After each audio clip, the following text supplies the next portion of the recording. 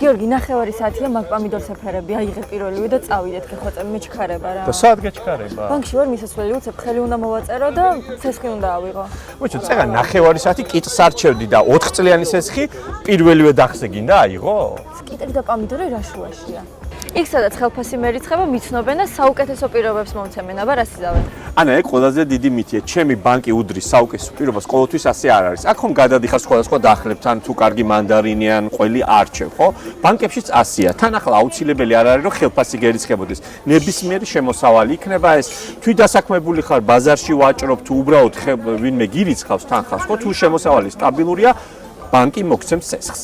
სხვაგან რა უნდა ვიკითხო, ხო იცი რა რთული სიტყვების ლაპარაკობენ ხოლმე. არაფერი არ რთული. აი ყოველს რო არჩევ, ხო ნახულობ მლაშეა თუ არა. ანუ სესხის სიმლაშე არის ეფექტური განაკვეთი.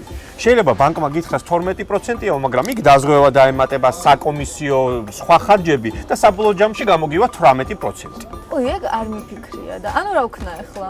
ახლა ამ კარგ პამიდორს ვიყიდით, მერე წავალ და სხვა ბანკის პირობებსაც გავიგებთ. როგორი ეფექტური განაკვეთი, საკომისიო, ყოველთვიური გადასახადი და მერე აარჩევ საუკეთესოს.